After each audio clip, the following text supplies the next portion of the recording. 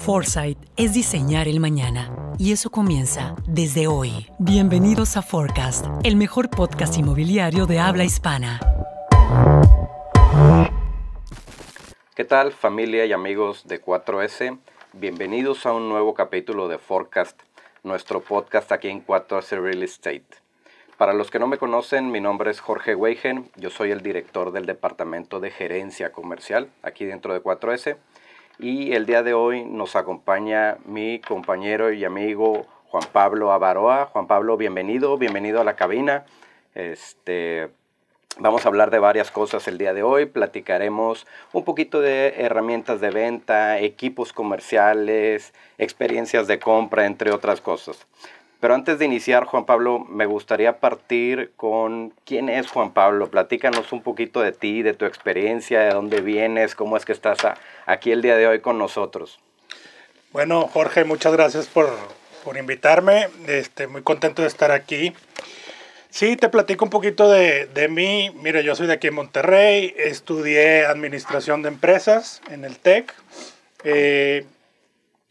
Y siempre he estado muy interesado en el tema del área comercial. Empecé con una empresa familiar y estábamos en el tema de la industria carretera. Después abrimos otras líneas de negocio como ecotecnologías para casas de Infonavit. Vimos el tema de iluminación industrial, comercial y alumbrado público en LED. Y estuve siempre involucrado en el tema de área comercial. Ya después del tema de la pandemia, ahí se bajó un poquito el tema de las ventas en uno de nuestros negocios y decidí pedirle una oportunidad a mi buen amigo Nacho, que muy amablemente me invitó a participar en uno de sus proyectos como gerente. Y estuve cerca de un año, 2 meses en un proyecto como gerente comercial. Muy contento, la verdad, con muy buenos resultados, con muy buen equipo de trabajo y me adapté muy bien a toda la metodología 4S. Posteriormente brincamos a otro desarrollo, igual como gerente comercial, y estuvimos 6 meses en el lanzamiento. Posteriormente hubo una vacante aquí en el tema de dirección comercial del área noreste en Oficina Central y migramos hacia Oficina Central. Y ya estamos aquí, tengo cerca de 2 meses y medio y la verdad es que muy contento. Sí, es un producto completamente diferente vender departamentos a vender servicios, pero pues, es un reto muy importante y es algo que estamos muy enfocados en lograr y con mucho trabajo ahorita, gracias a Dios. Qué bueno. Buenísimo, Juan Pablo. Pues nuevamente, bienvenido aquí a la cabina. Gusto tenerte aquí con nosotros. Creo que vamos a platicar un poquito de cosas de tu etapa previa a lo que estás viviendo hoy aquí en 4S, pero también basado en tu experiencia previa a incluso incursionar en el tema inmobiliario, ¿no? Y me gustaría partir ya para meternos de lleno con esta pregunta. Sucede el día de hoy, y esto todavía lo vemos, es como una constante en los desarrolladores, que al momento de salir a ventas tenemos siempre el desarrollador que pone toda la herramienta, pone un showroom cercano o en el sitio del proyecto, y tenemos la contraparte. Tenemos desarrolladores que optan por un espacio más pequeño, optan por tal vez hacerlo dentro de sus oficinas. Digamos que estas dos versiones, estas dos experiencias se viven de una manera completamente distinta. Para ti, ¿cuáles son los puntos a favor y cuáles son los puntos en contra de cada una de ellas? Entendiendo que a ti te tocó vivir pues ambas, ¿no? Claro.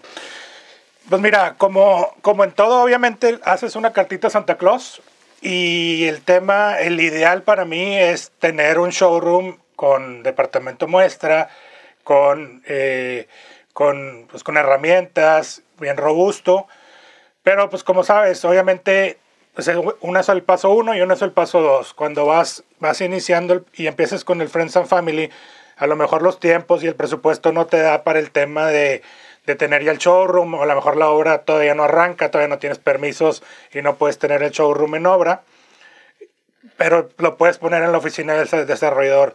Eso tiene, pues yo le veo una contra que es pues no tienes la experiencia ni la robustez del showroom, pero le da un poco de solidez o bastante de solidez por el tema de la credibilidad del desarrollador, que tienes las oficinas ahí al lado, que pues, sabes que es un desarrollador bien establecido, que cualquier cosa puedes voltear y pues pedir razón o informes o demás.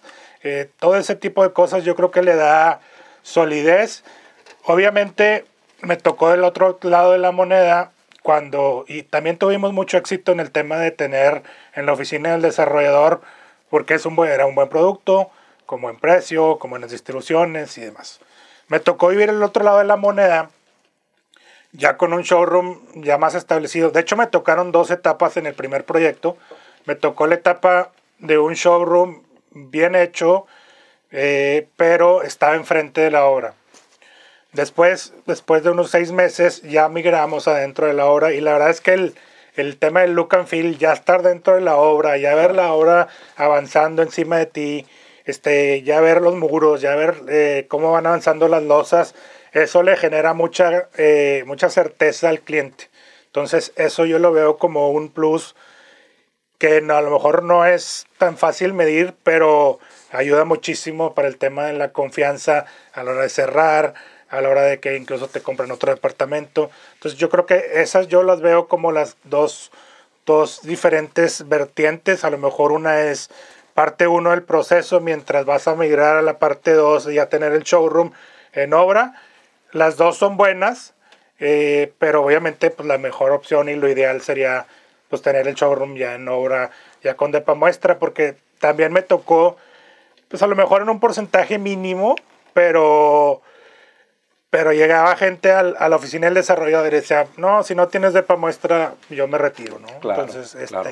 Son las dos caras de la moneda, Jorge. Oye, y Juan Pablo, en tu experiencia, ¿qué pesa más? ¿El tener ese showroom con una experiencia bien robusta, con tener tu depa modelo, con tener una experiencia 360, recorridos virtuales, o tener el showroom per se o la oficina de ventas dentro de las oficinas del desarrollador y tener, por así decirlo, ese respaldo de físicamente aquí estamos, conócenos, ponnos cara, entendiendo también, como tú dices, que a veces eso es un proceso. No todos tienen la fortuna de poder iniciar con ese showroom ya bien establecido, sino que parten en una primera etapa en una oficina de ventas y luego ya migran. Pero teniendo las dos opciones, ¿para ti qué tiene más peso? ¿Ese showroom completo o el respaldo de estar al lado del desarrollador? No, al final del día y obviamente la opción 2, que es tener el showroom ya dentro de la obra, a mí me tocó pues todo el proceso y vivir ambas.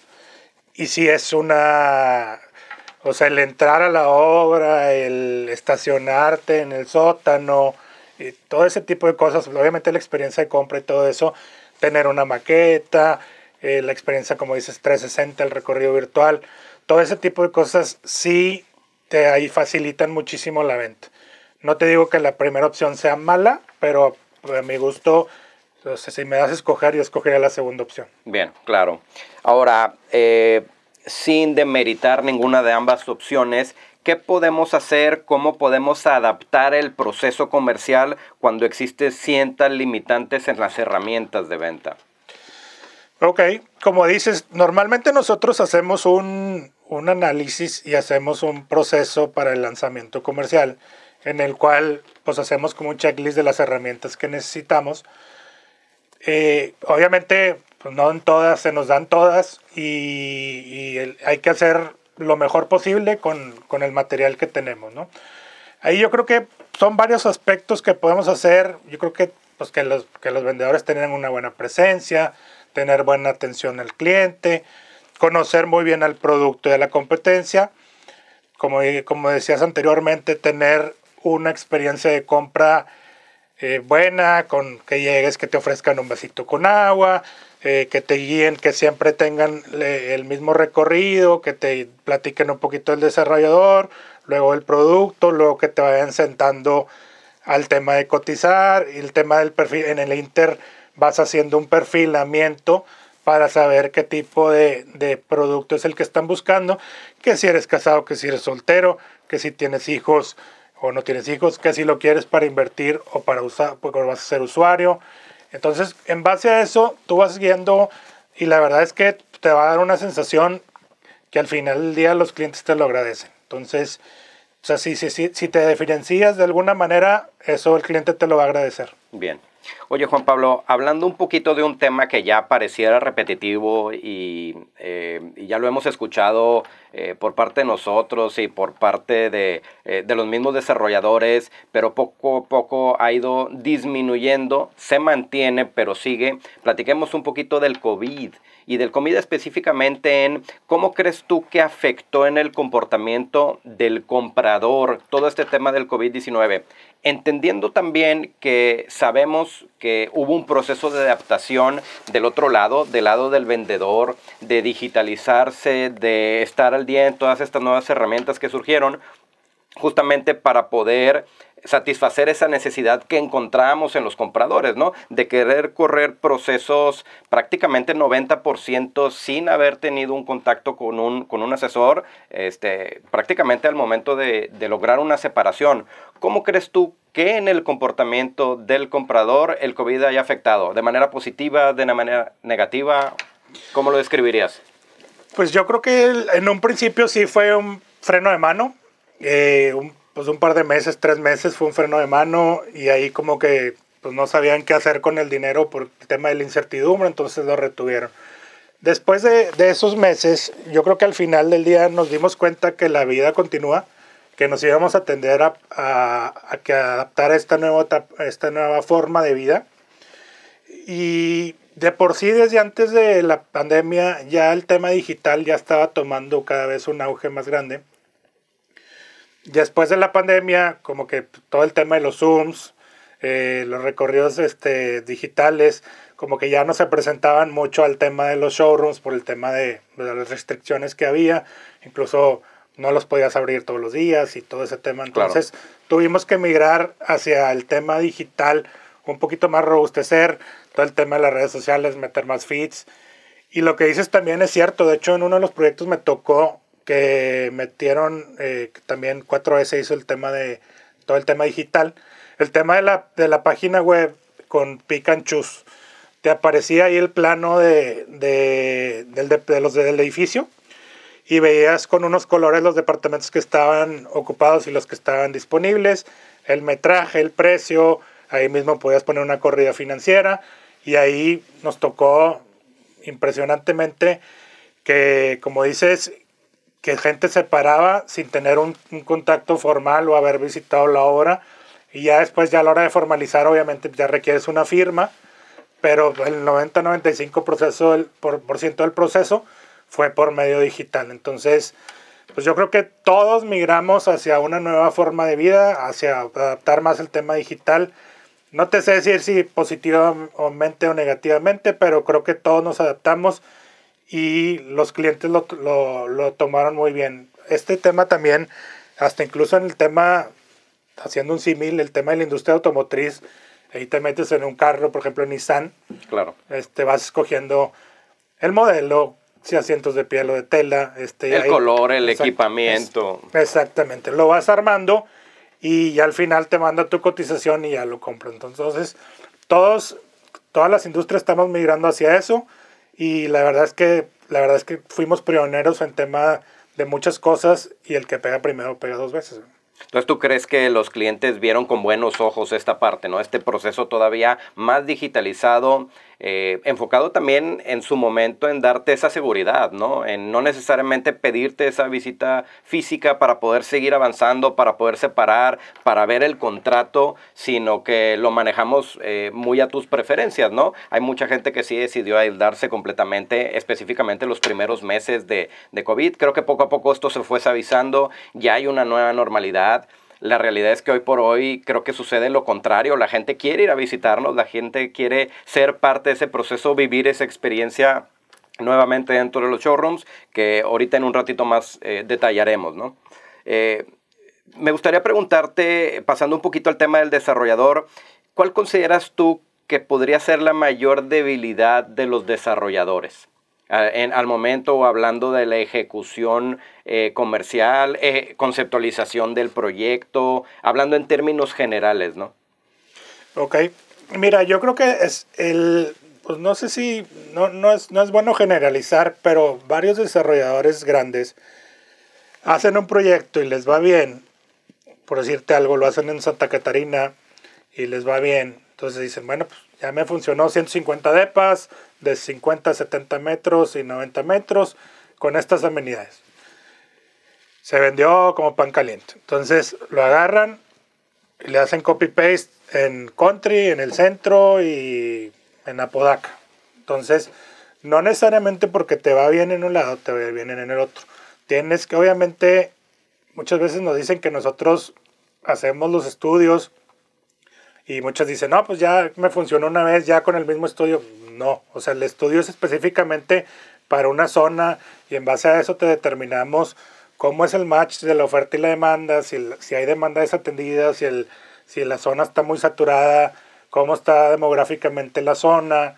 O sea, es un estudio a mucha profundidad que a partir de ahí hacemos la definición del producto y lógicamente dependiendo de lo que nos arroja el estudio, vamos a atacar un mercado en específico que 99% va a ser diferente de un lado, de un municipio a otro, de un terreno a otro, con la accesibilidad, etcétera, etcétera. Entonces, todas esas variables influyen y no por eso puedes replicarlo pues como si fueran Legos, ¿no? O sea, no al copy-paste, básicamente. Exactamente. No porque te funcionó una torre de 15 niveles, 150 depas, usos mixtos. En Santa Catarina eso te va a funcionar en el centro o eso te va a funcionar en el sur, ¿no? Sino ir aprendiendo, sí tomar de esa experiencia, de ese proyecto anterior tal vez, tomar todo ese aprendizaje y partir con eso, pero no copiar al 100%, porque pues definitivamente vamos a mercados distintos, nichos distintos, tribus distintas, que no son las mismas necesidades.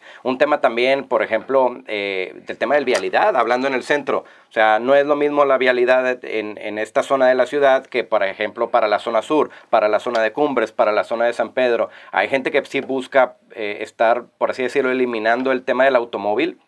Lo vemos desde hace muchos años en la zona centro y por eso la gente quiere migrar para allá, para utilizar tal vez transporte público, para economizar, para estar como mejor ubicado cerca de todo, pero pues no le podemos vender a ese mismo nicho, ese mismo perfil en la zona de Santa Catarina o en la zona de la carretera, ¿no? Exactamente. Entonces, bien, Juan Pablo, me gustaría ahora pasar un poquito del tema de equipos comerciales y no tanto equipos comerciales, sino asesores inmobiliarios. ¿Cuáles consideras tú que son las claves del éxito para ser un buen asesor comercial? Mira, yo creo que dos palabras principalmente, disciplina y orden. Como todos sabemos, todos los que estamos en el medio comercial, estamos catalogados y con justa razón como ser desorganizados, ¿no? Entonces yo creo que a la hora de estar vendiendo, a la hora de tener tu horario, tener una estructura y una disciplina, respetarlo, por decirte algo, tener un horario de 9 a 10, hacer llamadas en frío, de 10 a 12, dar seguimiento a los clientes, de 2 a, o sea, así tener un horario bien establecido y todos los días repetir el comportamiento que nos va a orientar hacia un resultado que es la venta.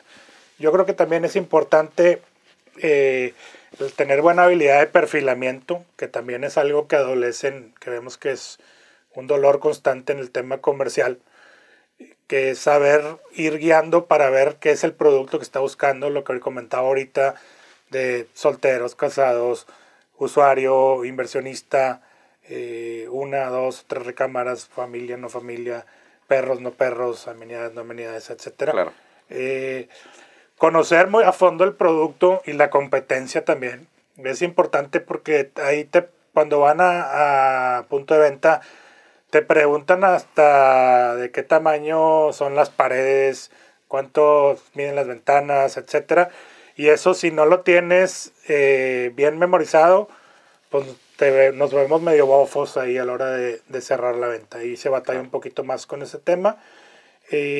Conocer bien a la competencia, porque muchas veces te mencionan a la competencia. No, es que la competencia está más barato. No, pues sí, pero estás comparando peras con manzanas y no es por ahí. El metraje está en tanto y este es de 2 recámaras y este es de 3 recámaras. Y pues eso hace como que le dé también mucha tranquilidad al cliente. Creo que resumido es hablar de un tema de disciplina. Lo comentaste al inicio, la etiqueta común que existe en un asesor de ventas es desorganización. Existen tantas herramientas al día de hoy allá afuera que nos ayudan justamente para tratar de hacer esta parte menos dolorosa, ¿no? Pero el enfoque principal es ser disciplinado, tener estructurado qué es lo que debe suceder en cada espacio de mi agenda que tengo libre, o más bien ver cómo voy a llenar esa agenda de manera diaria, de manera semanal, para ir midiendo, ¿no? Porque lo que no medimos no lo podemos controlar, y si no lo controlamos no lo podemos mejorar, ¿no? Ahora bien, tomando un poco tu experiencia anterior y tu experiencia actual aquí en 4S, ¿qué consejos le darías a los asesores o a los vendedores que tienen que vender productos, por ejemplo, tangibles o intangibles? Ok. Pues número 1 es tener como, a lo mejor lo voy a repetir, pero es importante la disciplina, la estructura, conocer bien el producto a fondo, tanto intangible como tangible. Obviamente pues la gente está muy acostumbrada al tema de lo tangible, tocarlo, saber lo que cuesta, por ejemplo, un departamento, y en cambio vender pues, un estudio de mercado te voy a inventar 100,000, 200,000 pesos, pues a lo mejor no le ven tanto valor, ¿no? Pero al ver los dolores que hemos solucionado en el tema, por ejemplo, con un estudio de mercado, decirle, oye, pues fíjate que te vamos a arrojar este dato, y te vamos a guiar, te vamos a dar unos niveles de absorción estimados, te vamos a dar pues más o menos una recomendación del tema de qué producto desarrolles, qué amenidades y demás. Entonces, los dolores que has solucionado es importante mencionarlos en tu pitch de ventas. Si es completamente diferente vender un tangible a un intangible, pero al final de cuentas el correr el proceso comercial, el conocer el producto a fondo, el conocer a tu competencia, todo ese tipo de cosas es a lo mejor también es importante conocer bien qué necesita el cliente, ¿verdad? Porque a veces ya el cliente y te dice, necesito un estudio de oferta y demanda y definición de producto, y le cotizas, y a lo mejor es entender bien, oye, ¿para qué lo quieres? ¿Cuáles son, más o menos qué hipótesis tienes? Y en base a eso le vas acotando la cotización, y la verdad es que la gran mayoría de las veces te lo agradecen porque a lo mejor no le vendes cosas que no necesitan. Entonces es importante siempre ver por el cliente. Y eso, como 4S, pues nos ha dado clientes pues ya recurrentes de 10, 15 años. Y eso ya nos buscan sin voltear a ver otro lado porque están contentos con lo que nosotros les ofrecemos, ¿no? Puntualizando un poquito este punto que estamos platicando, ¿qué recomiendas tú, qué recomienda Juan Pablo Avaroa para diferenciarte de los demás asesores, de los demás vendedores? Ok, mira, yo creo que aquí también es un tema de diferenciación. Comentábamos el otro día, te platicaba de un curso que tomé de ventas que nos enseñaron a estructurar el proceso comercial de cierta manera para que siguiéramos los pasos. Son 7 pasos. Los pasos se dividen de esta manera. Primer paso es confianza y entendimiento, como que llegas con el cliente, pues, coloquialmente haces como migas, platicas, oye, le vas a Rayados o a Tigres, te gusta el fútbol o te gusta el béisbol, tal. Claro, rompiendo el hielo, acercándote un poquito con el cliente. Okay. Después el segundo paso se llama acuerdos previos. Ya empiezas a decir, oye, pues, gracias por recibirme, Jorge, fíjate que el objetivo de la junta es conocer tu proyecto, que me platiques de él, y al final de la junta yo hacerte unas recomendaciones, y al final me dices si te pareció o no te pareció, y ya vemos si vamos por el mismo camino para proseguir a una cotización, ¿no? Pues entonces, de una vez vas haciendo los acuerdos previos. Después ya vienen los siguientes 3 pasos, que es dolor, presupuesto y decisión. El dolor es pues como ya lo conocemos, es el motivador de compra, ¿no? Es es una necesidad de una vivienda, traes un dinero y que quieres invertir y obtener un rendimiento, etcétera.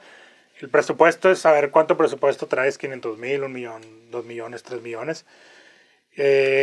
Y el decisión es saber tú, además de ti, Jorge, quién toma la decisión de la compra del departamento. Tu esposa, un amigo, tus papás, claro, tu abogado, etcétera. Ya después viene el tema del cierre y el tema de postventa.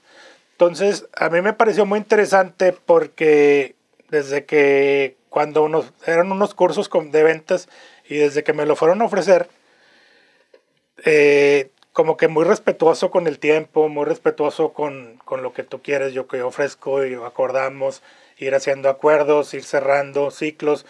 Y me pareció que como vendedor no sonó como unos del montón, o sea, sonó como alguien diferenciado. Okay. Entonces yo lo veo como buscar ser algún diferenciado con todas las herramientas que nosotros damos en atención, en perfilamiento, en el dar el tour comercial en el showroom, a usar bien las herramientas, conocer la competencia. Todo ese tipo de cosas nos van fortaleciendo y nos hacen no ser del montón, o sea, ser uno completamente diferente y que nos hagan querer comprarnos el producto tanto por el producto, pero también por el servicio comercial. Que es básicamente lo que venimos platicando desde el inicio, ¿no? Disciplina. Tener una estructura, tener una metodología, seguirla al pie de la letra, pegarte a ella lo máximo posible con la finalidad de obtener resultados y diferenciarte de los demás. Oye, Juan Pablo, hay un tema que es recurrente en las mesas, en las juntas semanales con los clientes y que poco a poco le escuchamos cada vez más. Es cómo llegar, cómo buscar, cómo acercar inversionistas. Y no hablando de ese inversionista que tal vez del microinversionista, de ese que te hace una compra, lo quiere para seguramente rentarlo o para revenderlo, pero que te está comprando tal vez en un esquema tradicional, donde te doy un enganche pequeño y me voy a todas las mensualidades posible y finalmente antes de la entrega liquido con recursos propios o bien un crédito bancario, sino más bien ese inversionista que está dispuesto a apostarle, que está dispuesto a meter el 50% del valor de la unidad, el 90% del valor de la unidad. ¿Cómo llegar a ellos? ¿Cómo llegar a ellos, por ejemplo, hoy que se vive un tema de incertidumbre e inestabilidad económica? Eso es bien importante porque fíjate que lamentablemente en el tema inmobiliario pues se han vivido varias historias de terror de desarrolladores pues, hechos al vapor, que dejan tirados los proyectos. Entonces como que la gente tiene un poquito de miedo con ese tema. Entonces yo lo vería como un tema de tener, de cacarear la trayectoria del desarrollador, o sea, ser un desarrollador sólido con personas serias que sabes que no te van a quedar mal. Obviamente con un buen producto siempre ayuda mucho tener un arquitecto reconocido detrás del proyecto. Obviamente el tema pues, de los rendimientos, la plusvalía, claro, eso ayuda a tenerlo bien aterrizado, no así al aire, ¿verdad? Y diferenciado de la competencia, que no sea más de lo mismo. Exactamente. Y lo que comento, ¿verdad? Este tema de pagos atractivos, ya sea pues, si es un inversionista que va a utilizar plazos, pues que le den plazos para pagar, o si es, como dices tú, un tema de 50, 90% o la totalidad, pues dar descuentos agresivos, ¿no? Por el tema de que les convenga soltar el dinero y no tenerlo invertido en otro proyecto que le dé un poco más de rendimiento. Entonces yo creo que ese es como lo vería yo ante esta incertidumbre hacerlo, y es algo que creo que cuidamos mucho en 4S, que nosotros trabajamos con desarrolladores serios. Entonces todo eso nos va sumando y saben que 4S no le entraría a un proyecto con un desarrollador que no sea serio, que no le veamos confianza. Buenísimo. Juan Pablo, última pregunta. Si tuvieras que realizar un proceso comercial perfecto, ¿cómo empezarías? Y me gustaría entender para ti, ¿cuál es el punto de partida del proceso comercial? ¿Cuáles son las partes que hay que robustecer o cuáles son las partes que hay que poner atención especial? ¿Cómo lo definirías? Para ti, ¿cómo es este proceso comercial perfecto? Ok, pues sí varía un poco cuando es tema venta tradicional o venta digital, pero al final del día los procesos son muy similares, ¿verdad? Obviamente es importante el primer contacto, el primer approach. Por ejemplo, si entra un walk-in al showroom, les decía que lo recibieras con una agüita, con un dulce, con una menta, y lo vas pasando y lo vas atendiendo, que no lo hagas esperar. Igual en el tema digital, que le contesten rápido. Todos esos tipos de cosas creo que son bien importantes porque pues, muchas veces tienen en el tema digital buena respuesta, pero les contestan a los 2-3 días. Y nos ha tocado verlo con mysteries que hemos hecho y pues al final del día pues, pierdes el interés, ¿no? Claro. Y ahí básicamente lo que te comentaba en la pregunta anterior, pues, de todo el proceso, repetir siempre un proceso de cómo hacer acuerdos, cómo ir viendo qué es lo que busca el cliente, qué es lo que buscas tú, entender bien por qué quiere comprar, cuánto tiene de presupuesto, lo que te comentaba de la decisión, y juntos pues, llevarlos a un cierre y al tema también es importante que es importante diferenciarnos, es el tema de la postventa, porque muchas veces se quejan varios clientes de otros desarrollos que han llegado conmigo y me dicen, es que no quiero que luego me vendas y me vayas a dejar de atender, ¿no?